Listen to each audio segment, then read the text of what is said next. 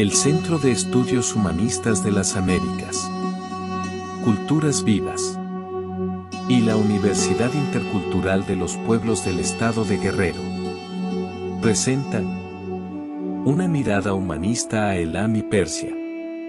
Hace más de 100.000 años, desde los lejanos caminos de África, se iniciaron las primeras migraciones hacia Asia.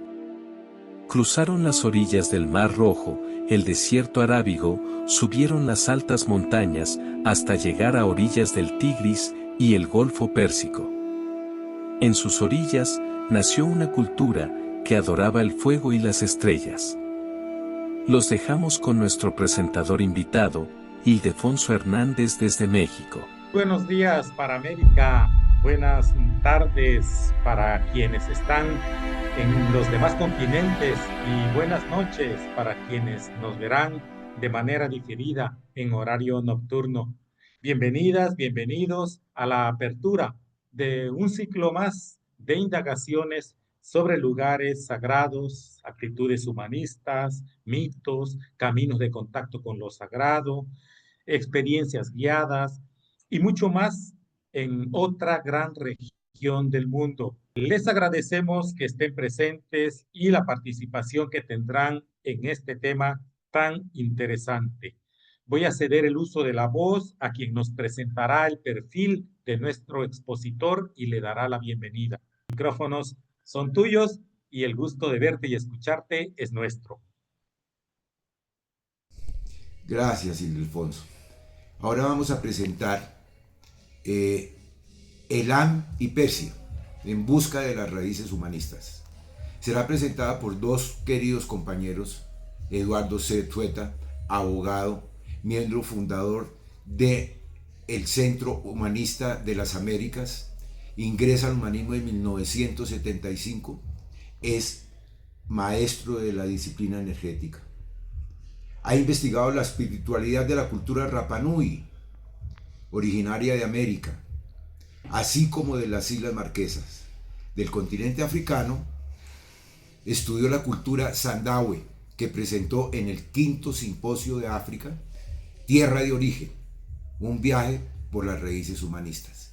Y Efrén Villarreal, panameño, médico, miembro fundador del Centro de Estudios Humanistas de las Américas, ingresa al humanismo en 1984 y es maestro de la disciplina mental.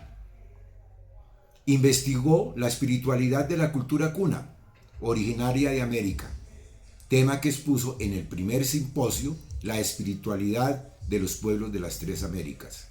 Asimismo, expuso el antimito de Akenatón, un estudio que evidenció el surgimiento de un movimiento humanista en África durante la dinastía egipcia de Akenatón. Los dejo con Eduardo y Efrén. Un saludo a toda la audiencia. Hoy vamos a conversar sobre una mirada humanista a Elam y Persia. Esta es una investigación que hemos realizado usando el método estructural dinámico, el nuevo modelo de investigación. Nuestro objeto de interés en la investigación tenemos entonces es Elam y Persia el objeto de estudio, ¿no? El ámbito mayor, el continente asiático, Asia Central. El ámbito menor, Elam, suroeste de Irán, provincia de Juzestán, en la meseta del Irán actual, ¿no? Nuestro interés es conocer y analizar la historia de Elam y Persia, su origen, paisaje, mitos, caminos de contacto con lo sagrado, elementos, rudimentos de disciplinas, mensajeros, actitud, valores y momentos humanistas. Nuestro enfoque es desde la base teórico-conceptual y visión del humanismo universalista, usando el método estructural dinámico aplicado al estudio de culturas. Encuadramos la investigación como una descripción de datos históricos utilizando, como ya dijimos, el método estructural dinámico con un metaanálisis de estudios en investigaciones sobre Elam y Persia, haciendo énfasis en los temas que hemos ya mencionado. Ok, el origen y el paisaje de Elam. Elam Susa 4000 antes de la era a 2700. Una de las civilizaciones más antiguas, se formó junto a los pueblos de Mesopotamia, usando las rutas comerciales, lenguas y creencias. Desde este territorio sagrado surgieron migraciones hacia el norte y el este, dando origen a las primeras comunidades persas que más tarde unificarían la región bajo una visión integradora del mundo. La geografía elamita, sus valles fértiles, montañas protectores y caminos hacia los grandes ríos modeló un espíritu atento al equilibrio. La cultura elamita fue una civilización antigua de más o menos del 3200 al 539, antes de la era actual, en el suroeste del actual Irán, aunque también incluía parte del sur de Irak. Desarrollaron su propia lengua, arquitectura monumental, con Susa como su capital, ¿no? Escritura protoelamita y arte distintivo que enfatizaba a los animales. Su nombre proviene del acadio y el sumerio, que significa tierras altas o región alta. Ellos también lo llamaban Altami o Altanti, que significa lo mismo, ¿no? Tierras altas. La cultura elamita fue una de las primeras grandes civilizaciones con una rica historia de interacción con sus vecinos de Mesopotamia. Desarrollaron un sistema político y cultural único que se basaba en el comercio, la religión y el arte, y que influyó en el desarrollo posterior de las civilizaciones de esta región, sobre todo sobre el imperio persa, ¿no? A pesar de su importancia histórica, a menudo fue eclipsada por sus vecinos mesopotámicos, con los que mantuvo un constante conflicto y comercio. Su lengua no se corresponde con ninguna otra y solo se descifró recientemente entre el 2017 y 2020. Su origen es tan misterioso como lo fue su lengua, pero lo más probable es que fueron el pueblo indígena de la meseta iraní, cuya cultura empezó a desarrollarse durante el periodo que se denomina el Obeid mesopotámico, en torno al 5000 a 4100 antes de esta era actual. La ubicación geográfica ya dijimos, ¿no? Que está en el suroeste del actual Irán, incluyendo las llanuras de Juzestán y la cordillera del Zagros. Las relaciones comerciales y geopolíticas actuaron como un centro neurálgico para el comercio con Mesopotamia, el Golfo Pérsico y otras civilizaciones del este hasta la India, lo que les permitió mantenerse independientes en gran parte y a veces dominar a sus vecinos. En cuanto a la sociedad misma, a pesar de estar a menudo formados por confederaciones de ciudades más que un imperio unificado, lograron un gran poder con el tiempo, con ciudades como Anshan y Susa como centros importantes. Los elamitas nunca fueron un grupo étnico cohesionado, sino una federación de pueblos dispares que vivían en una región específica bajo el liderazgo de diferentes ciudades como Awan, Anshan, Chimaski y Susa. Ahora hacemos una descripción de los periodos principales, ¿no? El periodo protoelamita, del 3200 al 2700, antes de la era actual, surgió una civilización urbana centrada en Susa. Desarrollaron la escritura lineal protoelamita, uno de los sistemas de escritura más antiguos del mundo, y que fue, como dijimos ya, descifrado recientemente. Según artefactos encontrados en Susa y otros lugares, los elamitas ya eran hábiles artesanos en esa época, creando cerámicas excepcionales. Elam se introduce en el registro histórico a través de los documentos sumerios alrededor del año 2700 antes de esta era, que dan cuenta de la primera guerra registrada en la historia. El rey sumerio Enmabarajesi de Kish invadió Elam, relato que se encuentra en la lista real sumeria. El segundo periodo es el elamita antiguo, del 2700 al 1500 antes de esta era. Este periodo estuvo marcado por la competencia con Sumeria y un importante comercio con la civilización del Valle del Indo. Elam fue sometido a imperios vecinos en varias ocasiones, pero recuperó su independencia. Aguán y Susa fueron conquistadas por Sargón de Acadia durante la dinastía de Aguán, específicamente en el reinado del octavo rey Lu Xixan. La dinastía Aguán gobernó entre el 2350 antes de la era hasta alrededor del 2150. Otras dinastías fueron la Chimaski de 2200 a 1900 antes de esta era, conocida por su conflicto con la ciudad sumeria de Ur, y la dinastía Chu-Kalma en torno a 1970 a 1770 antes de la era actual. Estos monarcas eran reconocidos como hacedores de reyes. Incluso Hammurabi de Babilonia, que reinó entre el 1792 y 1750 antes de esta era, buscó su ayuda en la conquista de Mesopotamia y luego los atacó y los anexó a su imperio. En cuanto al elamita medio, este periodo está entre 1500 y 1100 antes de esta era. Elam alcanzó allí su apogeo bajo la dinastía Sutrukida. El rey Shutruk Nahunte expandió el reino con campañas de conquista y saqueó ciudades mesopotámicas, creando el imperio elamita. En el periodo neo-elamita, el último periodo, de 1100 al 539 antes de esta era, Elam luchó contra el creciente poder del imperio neoasirio. La capital Susa fue finalmente saqueada y destruida por el rey asirio Asurbanipal en el 640 antes de esta era, aunque la cultura elamita persistió. El reino fue absorbido más tarde ya por el imperio persa. Ok, la siguiente de los sitios sagrados y de preparación espiritual.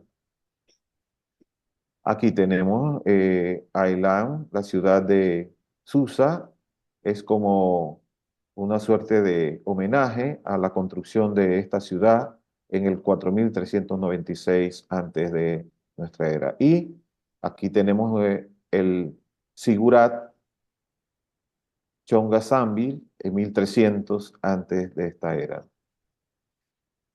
La religión era compleja y variada, con deidades masculinas y femeninas como Napirisha y Kiririsha. También hubo un énfasis en la adoración a través de sitios sagrados en montañas y colinas. La religión elamita era politeísta y estaba influenciada por la de Mesopotamia. El panteón incluía una diosa madre principal, a menudo venerada en santuarios de montaña. El complejo de templos que estamos mencionando allí, de Chonga Sambil, un sigurat construido por el rey Untash Napirisa, es un ejemplo notable de la arquitectura religiosa elamita. Las principales deidades podemos mencionar a Kumbán, dios del cielo, a menudo identificado con el dios babilonio Marduk. Pinikir, diosa madre, con cultos principales en el norte de Elam. Kiririsha, otra diosa madre que se fusionó con el culto de Pinikir y era adorada principalmente en el sur. Inshushinak, dios nacional de los juramentos y juez de los muertos, protegía la ciudad Susa. Napirisha, un dios supremo, a veces considerado el gran dios originario de Anshan. Utran, considerado el hijo amado de la triada Napirisha y Kiririsha. Y Jabru, el señor del inframundo. Bueno, aquí tenemos los animales sagrados. En la cultura elamita, los animales eran portadores de un mensaje divino. Cada ser vivo representaba una fuerza del cosmos y un aspecto del alma humana. El león, símbolo de poder y protección, encarnaba la energía vital y la nobleza interior. Su imagen, muchas veces alada, aparecía en templos y portales como guardián de la conciencia. La otra imagen, el toro, fuerza de la tierra, representaba la fecundidad, la estabilidad y la energía creadora. En los rituales persas, su figura evocaba la unión entre el trabajo humano y el impulso divino que sostiene la vida. El águila o el halcón, también mensajeros del cielo, simbolizaban la visión clara y la elevación del espíritu, inspirando al ser humano a mirar más allá de lo inmediato. El perro también era un símbolo, era compañero de los difuntos en su viaje al más allá, símbolo de lealtad y tránsito entre mundos. La siguiente. Bueno, también tenemos que mencionar las plantas sagradas, el loto o flor solar, que significa la vida eterna, y el granado es la renovación. La siguiente, Juan. En cuanto a las actitudes y momentos humanistas, debemos mencionar entonces, sus raíces humanistas surgieron del reconocimiento de la unidad entre lo divino, lo natural y lo humano. En los templos del fuego de Elam se afirmaba que toda vida era digna y que el respeto, la justicia y la libertad eran reflejo del orden cósmico. Esta visión consideraba al ser humano no como un súbdito, sino como parte activa del universo, capaz de crear y transformar. Los momentos humanistas aparecieron cuando esa conciencia se volvió acción, la libertad y la tolerancia, que invitaron a elegir el bien con pensamiento, palabra y obra, y en la búsqueda interior de quienes encendían el fuego sagrado como símbolo de conciencia despierta. Las actitudes humanistas de esta cultura se expresaban en la reverencia por la vida, la bondad, la justicia y el cuidado del otro. El ser humano era visto como puente entre cielo y tierra, portador de una chispa divina y responsable de mantener el equilibrio entre los mundos. Los elamitas eran maestros metalúrgicos, con hornos, crisoles y moldes. Ahí vemos una estatua de bronce de Susa y un hacha de metal de Susa también. Eh, Seguimos entonces con las raíces humanistas. Tenemos que en la parte de la metalurgia, los elamitas eran maestros metalúrgicos, un arte que dominaron a principios del antiguo Oriente Próximo, fueron pioneros y compitieron con Mesopotamia. Hay evidencias en Susa del periodo calcolítico, o sea, de la edad de cobre, hace 6.000 años, posterior en la edad de bronce, aleación de cobre y estaño, y posterior en la edad de hierro trabajaron, además del hierro, el oro y la plata. El uso de los metales tuvo un gran impacto en la agricultura, la guerra y la organización social. Y tuvieron centros de producción y hay evidencia de talleres metalúrgicos como hornos, crisoles y moldes. A menudo integraban figuras humanas y animales en complejas narrativas visuales llamadas alegorías, ¿no? Como se ven también en estatuas y tablillas. Otras obras notables que podemos mencionar incluyen la estatua de bronce de la reina Nafira-Su y la estela del Código de Hammurabi, que fue saqueada por los elamitas y llevada a Susa. Como dice aquí en la figura, en los valles del antiguo sureste de Irán floreció Elam, una de las civilizaciones más antiguas del mundo, y raíz profunda de la cultura persa. Su espiritualidad se centró en la unidad entre lo humano, lo natural y lo divino, representada en la diosa madre Piniquir, símbolo de la vida y la fertilidad. Ok, entonces continuamos acá la parte que es contacto que le corresponde a Eduardo. Mitos elamitas. Los mitos elamitas se basan en un panteón politeísta, con deidades que representan fenómenos naturales y regionales y un enfoque en el más allá. La deidad principal varió con el tiempo, comenzando con dioses como Napiricha, señor de la tierra y el pueblo, y luego el dios del cielo, Kumbán, casado con la diosa madre Piniquir. También destacan Ichunichak, dios de los juramentos y la protección de Susa, y la diosa Kiriricha, quien fue suplantando a Piniquir con el tiempo. En cuanto al culto de la serpiente, los elamitas veneraban a las serpientes como un símbolo de fertilidad y eternidad, a menudo representadas con cabezas humanas. Tenemos también la tríada divina en el periodo tardío. Una tríada suprema estaba formada por Ixchuquinac, Quiriricha y Cumbán. También tenemos deidades importadas, como el panteón elamita incorporó deidades mesopotámicas como Ea, Enki, Nin, Sursak y Shamash, debido a la influencia cultural y la hegemonía política. No encontramos mensajeros, según los registros históricos religiosos, pero ellos tenían su propia religión antigua, influenciada por las culturas sumeria y acadia, con una mitología politeísta que no incluía a mensajeros específicos de forma similar a los ángeles en otras religiones. Los elamitas no tuvieron representantes filósofos o religiosos en el sentido moderno del filósofo, sino que adoraban a un panteón de dioses. Sus creencias, aunque con algunas particularidades, estaban fuertemente influenciadas por el politeísmo mesopotámico. En la cosmogonía Elam tenemos a la diosa madre Pinkir, a Napiricha, Kiriricha y su hijo Utrán, ¿sí? Tenemos también el Sigurat y Ixchuquinach, dios de los muertos. Bueno, tenemos ahora el león alado Elam. Aparecía como guardián de los templos y las puertas sagradas, con cuerpo de león, alas de águila y a veces rostro humano. Este ser mítico unía la fuerza terrestre, la elevación espiritual y la conciencia reflexiva. Era símbolo de la energía que protege la vida y de la unión entre lo animal, lo divino y lo humano.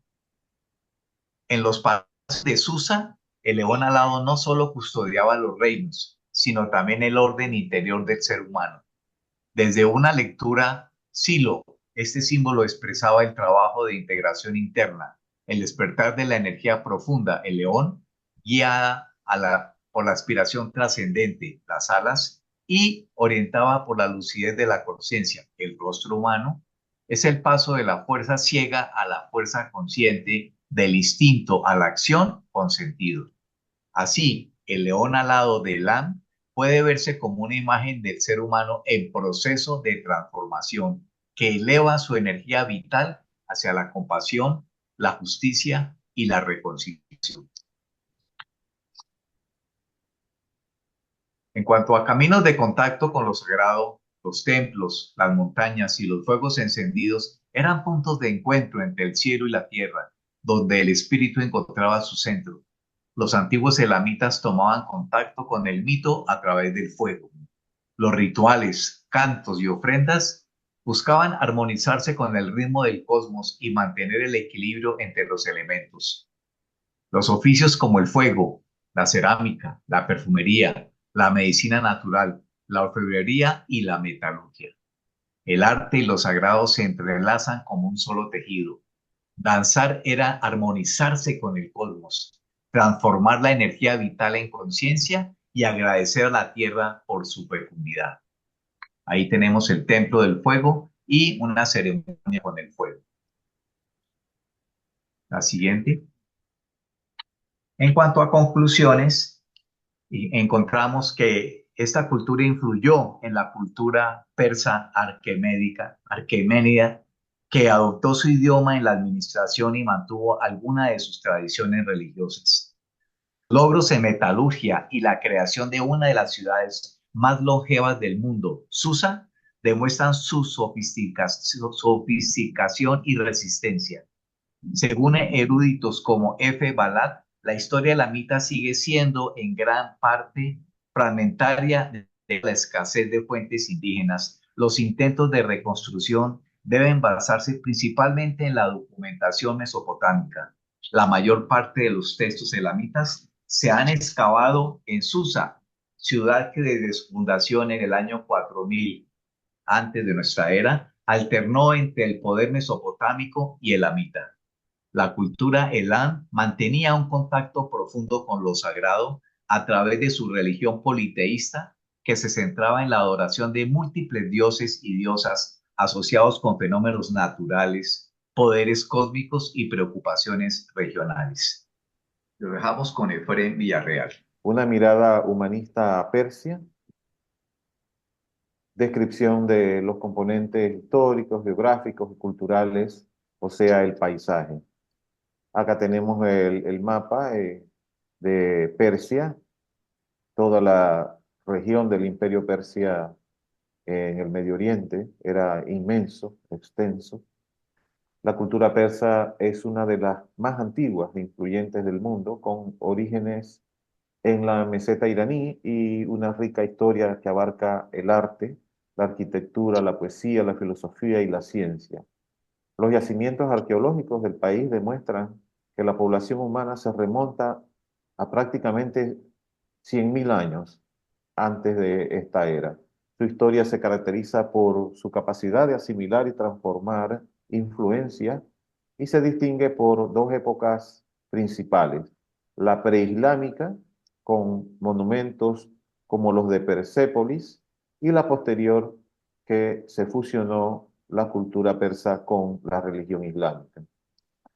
Se originaron en la meseta iraní como pueblos indoeuropeos que inicialmente eran nómadas y pastores.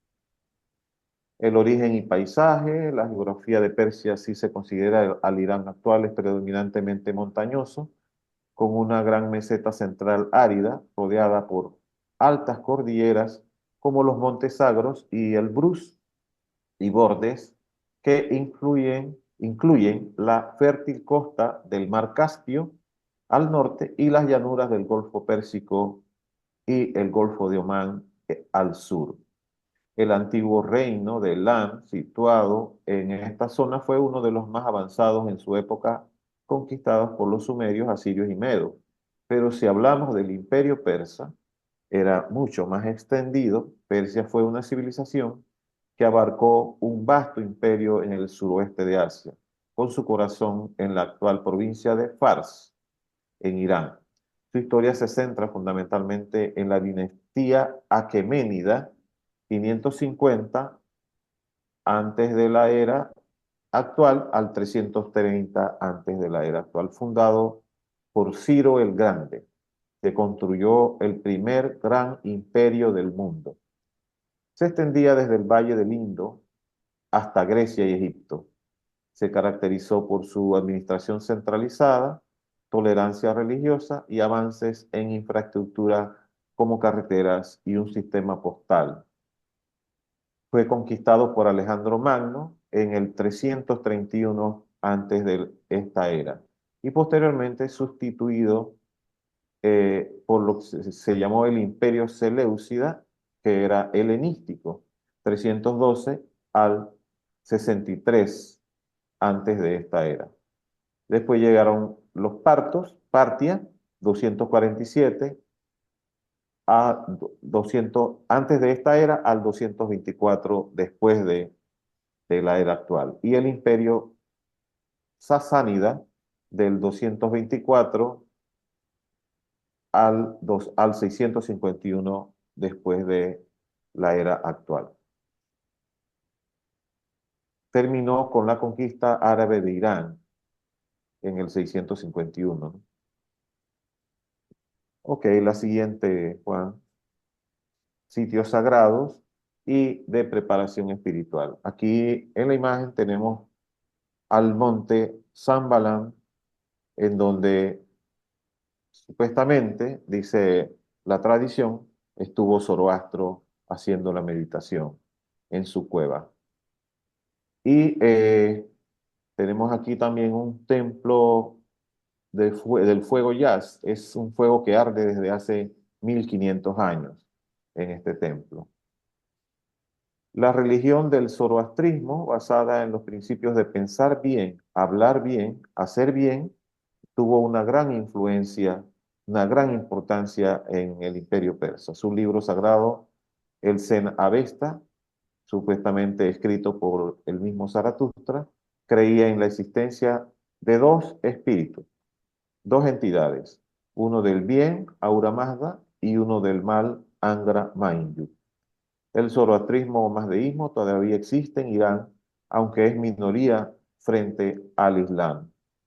Este dualismo o maniqueísmo pasa al judaísmo, al cristianismo y al islam. Tenemos los animales sagrados. En la cultura persa, los animales eran portadores de un mensaje divino. Cada ser vivo representaba una fuerza del cosmos y un aspecto del alma humana. El león, símbolo del poder y protección, encarnaba la energía vital y la nobleza interior. Su imagen, muchas veces alada, aparecía en templos y portales como guardián de la conciencia. El toro, fuerza de la tierra, representaba la fecundidad, la estabilidad y la energía creadora. En los rituales persas, su figura evocaba la unión entre el trabajo humano y el impulso divino que sostiene la vida. El águila o el halcón, mensajeros del cielo, simbolizaban la visión clara y la elevación del espíritu, inspirando al ser humano a mirar más allá de lo inmediato. El perro era compañero de los difuntos en su viaje al más allá, símbolo de la lealtad y tránsito entre mundos. En cuanto a las plantas sagradas, tenemos aquí el ciprés, símbolo de la inmortalidad y lo divino. Y tenemos una planta muy importante dentro de la tradición persa, el Ahoma o Soma. El Ahoma persa es considerado un psicoactivo.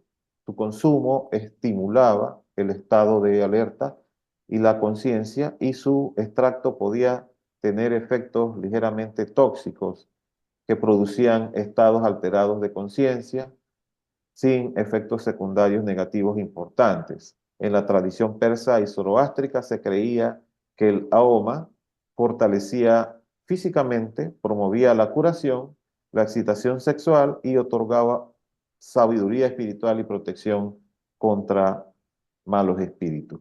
No era un alucinógeno, sino un enteógeno moderado que aumentaba la conciencia y la vitalidad. Ok, Juan, el siguiente. La actitud humanista de Persia, sus raíces humanistas surgieron del reconocimiento de la unidad entre lo divino, lo natural y lo humano.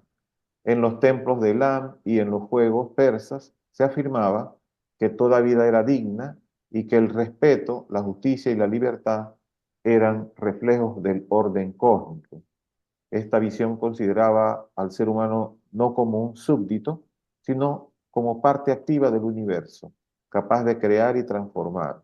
Los momentos humanistas aparecieron cuando esa conciencia se volvió acción en el cilindro de Ciro, que proclamó la libertad y la tolerancia en la enseñanza de Zaratustra, que invitaron a elegir el bien con pensamiento, palabra y obra, y en la búsqueda interior de quienes encendían el fuego sagrado como símbolo de conciencia despierta. Las actitudes humanistas de esta cultura se expresaban en la reverencia por la vida, la bondad, la justicia y el cuidado del otro. El ser humano era visto como puente entre el cielo y la tierra, portador de una chispa divina y responsable de mantener el equilibrio entre los mundos. La siguiente. En las raíces humanistas de Persia, aquí vemos la ciudad de Persépolis y el Templo del Fuego también. Persia heredó del Elam el sentido integrador y lo elevó con Ciro el Grande. Proclamó la libertad, el respeto a las creencias y la justicia como fundamentos de la convivencia humana. Con Zaratustra, el fuego interior se volvió ya un símbolo de conciencia y elección ética, actuar con verdad, con bondad y rectitud. De Elam a Persia se conserva un mismo hilo luminoso: la reverencia por la vida, la libertad de los pueblos y la aspiración a un mundo justo y armónico. Son las raíces humanistas que siguen encendiendo el fuego interior del ser humano. La siguiente. Y aquí continúa entonces contacto con lo sagrado con Eduardo. Cuanto a los mitos de Persia, encontramos que el fuego sagrado en los templos zoroástricos reemplazó la figura visible de la diosa Pinkinir, elamita, pero mantuvo su sentido original, la presencia de lo divino en el interior del ser humano. El mito principal de Persia gira en torno a la dualidad fundamental entre el bien y el mal, reflejada en la eterna lucha espiritual entre Ahura Mazda, el dios creador y personificación del bien, la luz y la verdad, y Angra Mainyu, espíritu del caos, la oscuridad y el mal. La creación del mundo, Ahura Mazda crea el universo con diferentes elementos a través de un proceso que incluye la creación de un bovino sagrado del cual crea los animales, la creación del primer ser humano que luego es asesinado por Angra Mainyu y el posterior surgimiento de la primera pareja mortal. Mayeka.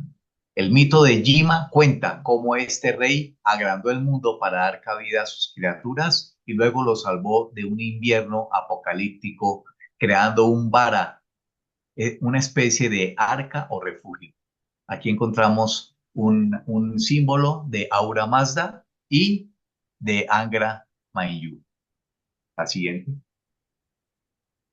En cuanto a la cosmogonía persia, encontramos por la parte de alta en el espacio de representación a Ahura Mazda, ¿sí?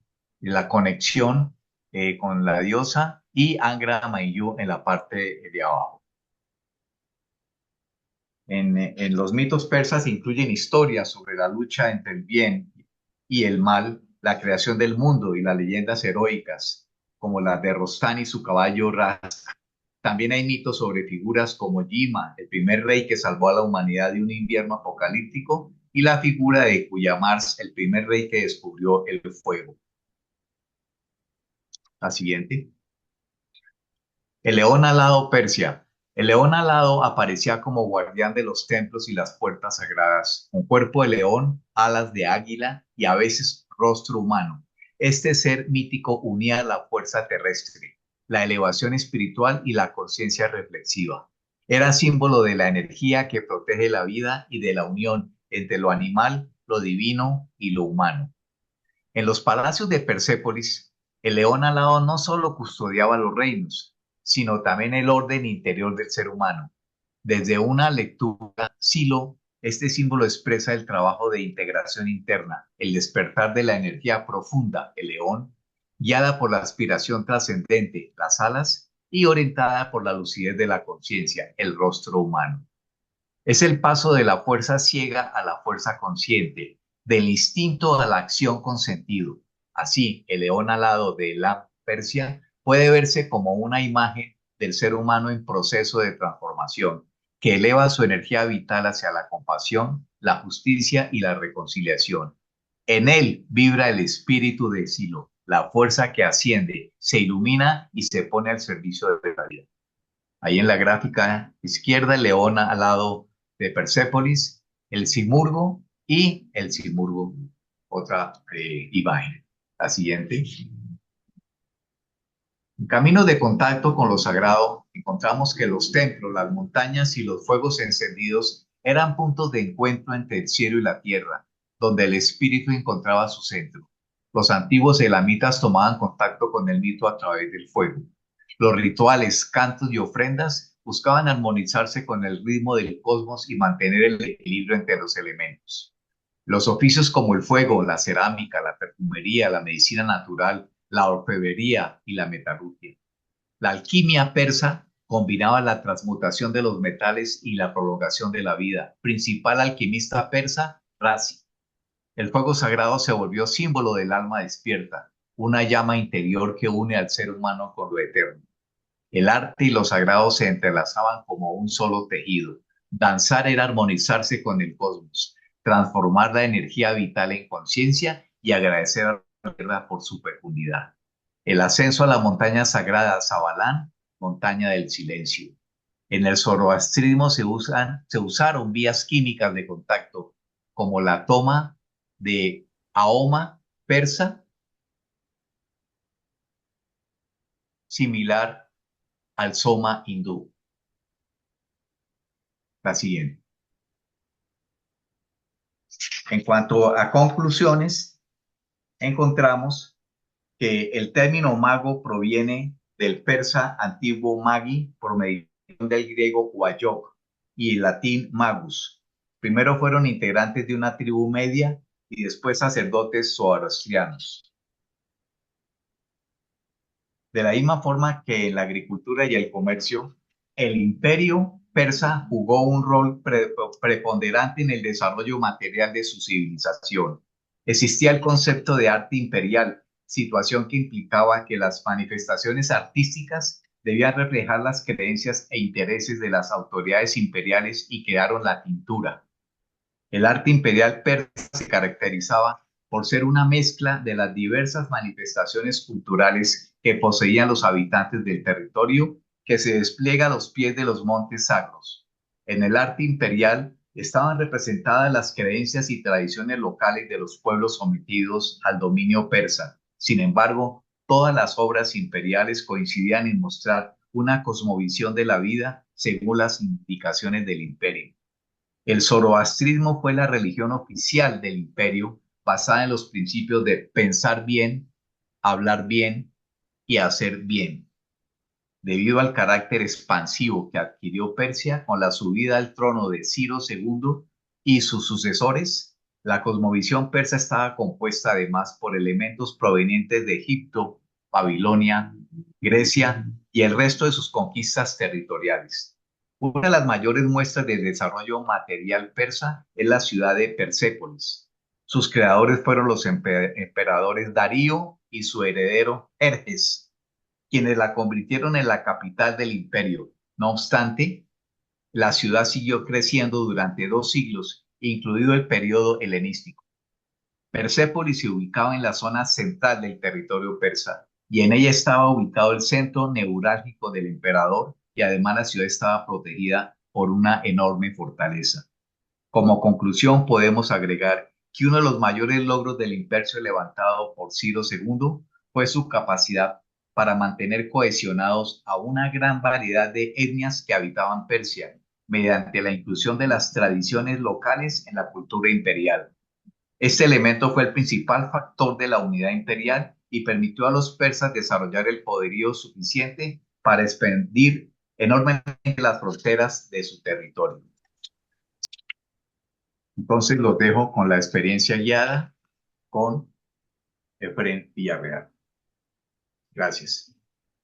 Vamos, nos ponemos cómodos y siguen lo que voy diciendo con respecto al relax. Ubicamos los puntos que tenemos más tensos en el cuerpo, generalmente el cuello, los hombros, la espalda, y en vez de relajarlo, lo que hacemos es que lo apretamos un poquito, apretamos y soltamos súbitamente. Otra vez, y soltamos otra vez. Y respiramos profunda y pausadamente.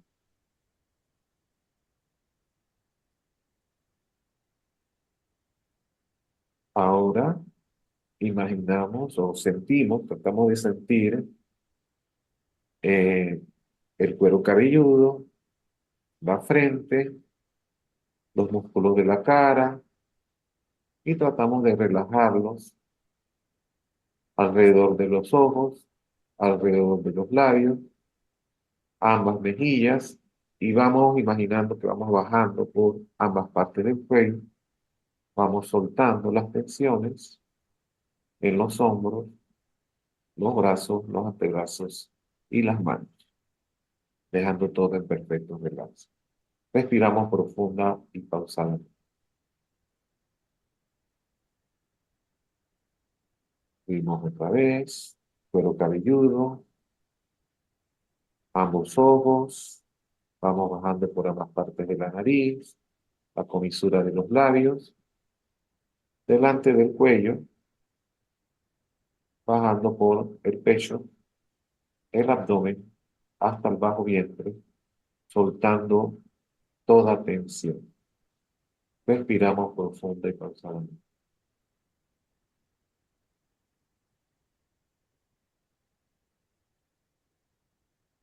Otra vez, bueno, estamos en la cabeza, pero esta vez vamos bajando por la nuca,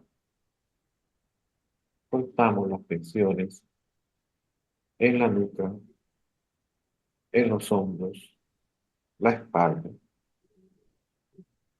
Vamos bajando por la cintura, las caderas, vamos bajando por los muslos, las piernas, hasta llegar a los pies. Respiramos profunda y pausadamente.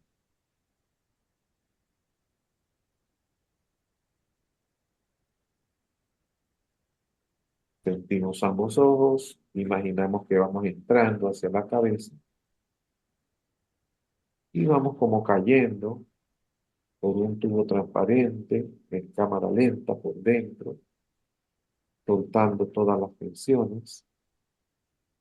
Bajamos por dentro del cuello hasta los pulmones, sentimos cómo se llenan de aire y cómo relajamos todo el intracuerpo. Respiramos profunda y pausadamente. Y escuchamos la experiencia guiada.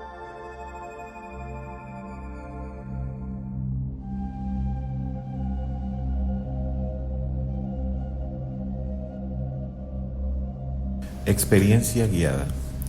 Así hablaron Zaratustra y Rama Silo. Estoy en silencio y respiro el aire fresco de la cordillera en Persia, que va del monte Zagros en el norte al Elbrus en el sur. Siento la brisa en el rostro, camino lentamente y me encuentro con una caverna en la ladera de la montaña que da a un precipicio. Me acerco sigilosamente y descubro que un hombre de unos 40 años, con pobladas barbas, medita en su interior junto a un fuego joven. Por unas horas yo solo lo observo. Termina de meditar, se levanta y viene hacia mí. Me observa con una mirada penetrante de siglos que me llega al alma y me dice: ¿me acompañas? Te estaba esperando. Bajando de la montaña por senderos sinuosos, caminamos horas y hasta días en silencio, sin agotamiento.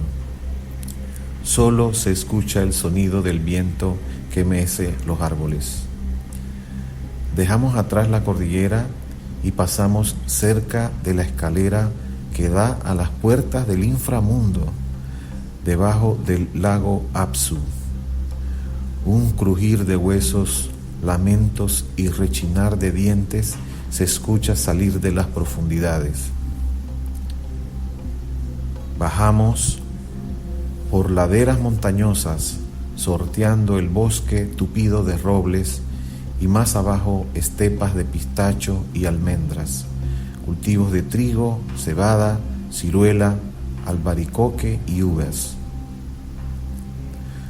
Comemos por hambre y sed y seguimos el camino mientras observamos a pastores Cascai cuidando sus rebaños de ovejas. A lo lejos divisamos el río Tigris y el Éufrates. Nos estamos acercando. Es una hermosa tarde en la que estallan los colores en el desierto. El sol arrebola las líneas montañosas mientras los dos ríos lejanos serpentean en oro y plata. Zaratustra canta sus poemas al sol Ahura Mazda y dice: Oh Padre, trae de lo recóndito las letras sagradas, acerca aquella fuente en la que siempre pude ver las ramas abiertas del futuro. Y mientras el canto se multiplica en ecos lejanos, aparece en el cielo un punto que se acerca velozmente. Al instante vemos unas alas y una cabeza de águila con cuerpo y cola de león, un vuelo de nave majestuoso, un metal vivo, un simurg, un mito y una poesía en movimiento que refleja los haces del sol poniente. El canto sigue mientras se perfila la figura alada que extiende sus fuertes patas de león. Entonces se hizo el silencio, y el grifo celeste abre su enorme pico de marfil para responder con un chillido que, rodando a los valles, despierta a las fuerzas de la serpiente subterránea. Se ven nubes de arena y polvo, pero todo queda en calma cuando el animal desciende suavemente. Yo me siento como si estuviese soñando. Pronto un jinete saltó ante el hombre que agradeció la esperada presencia de su padre. Era Rama Silo, que venía del futuro. Él extrajo de una alforja sostenida en el grifo un libro grande, antiguo como el mundo. Luego, sentados en el suelo multicolor, padre e hijo, los grandes poetas de las cadenas montañosas de Oriente y Occidente respiraron el atardecer, se contemplaron largamente y así dispuestos abrieron el viejo volumen. En cada página se asomaron al cosmos, en una sola letra vieron a las galaxias barradas, a los cúmulos globulares abiertos. Los caracteres danzaban en los antiguos pergaminos y en ellos se leía el movimiento del cosmos. Al tiempo, los dos hombres, si es que eran hombres, estaban en pie. El más anciano, con sus largas ropas desajustadas y sueltas al arbitrio del viento, sonrió como nadie pudo haber sonreído en este mundo, y en mi corazón se escucharon sus palabras. Yo digo que desde hoy, habiendo salido el hombre de esta tierra hacia otros mundos, hacia el cosmos, solo hallará equilibrio en la religión interior. En otras épocas, el espíritu joven necesitó de apoyos, hoy se apresta a marchar por sí solo, sin custodia de sacerdotes, sin cercos de templos. Dios ha muerto en los templos, ha muerto en las imágenes, ha muerto en sus representantes, pero está renaciendo en el corazón del hombre. Una nueva especie se abrirá al universo. Nuestra visita ha terminado y ambos montaron esa nave, esa alegoría en movimiento, y remontaron vuelo y se perdieron en el infinito.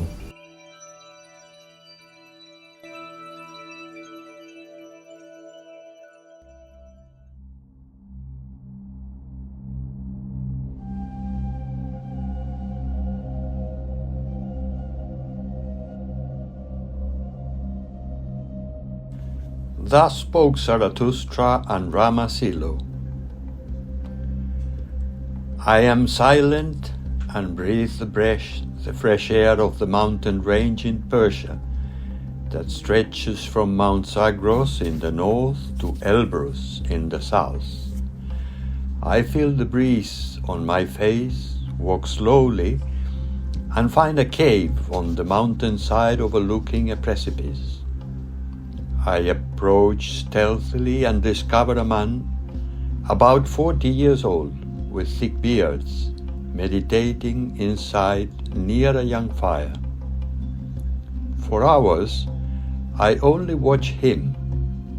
He finishes meditating, stands up, and comes towards me, looking at me with a penetrating gaze, centuries old, that reaches my soul and says, "Will you come with me? I was waiting for you," he says. Descending the mountain, along winding paths, we walk for hours and even days, in silence, without fatigue. Only the sound of the wind swaying the trees is heard. We leave the mountain range behind and pass near the stairway leading to the gates of the underworld beneath Lake Apsu. The creaking of bones, laments, and teeth grinding rises from the depths. We go down mountain slopes, dodging the dense forest of oaks, and lower down the pistachio and almond steppes. Fields of wheat and barley, plum, apricot, and grapes. We eat out of hunger and thirsty, and continue on the path while watching Qashqai shepherds tending the flocks of the sheep. In the distance, we sight the Tigris and Euphrates rivers. We approach closer. It was a beautiful afternoon when the colors exploded in the desert. The sun reddened the mountains' lines while the two distant rivers meandered in gold and silver. Zarathustra sings his poems to Ahura Mazda and says, "O Father, bring from the hidden the sacred letters. Bring near that source in which I have always been able to see the open branches of the future." And while the song multiplied in distant echoes, a point appeared in the sky, approaching swiftly. Instantly we saw wings and a head of an eagle with lion's body and tail. A flight of majestic sheep living metal.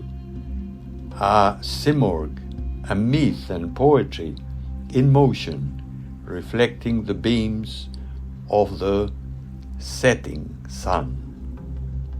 The song continued as the winged figure outlined itself, extending its strong lion paws. Then silence fell, and the celestial griffin opened its enormous ivory beak to respond with a shriek that, rolling through the valleys, awakened the forces of the subterranean serpent. There were clouds of sun and dust, but everything calmed when the creature descended gently. Soon a rider jumped down before the man, who thanked the long-awaited presence of his father. It was Rama Silo, coming from the future. He drew from a bag held by the griffin. It was a large book, as ancient as the world. Then, sitting on the multicolored ground, father and son, the great poets of the mountain chains of east and west, breathed in the sunset, looking at each other long, and as prepared, opened the old volume. On each page, they glimpsed the cosmos. In a single letter, they saw barred galaxies, open globular clusters. The characters dance and the ancient scrolls, and in them the movement of the cosmos was read. Meanwhile, the two men, if they were men, were standing, the elder with his long robes loose and unfastened at the whim of the wind, smiled like no one could have smiled in this world, and in my heart I heard his words.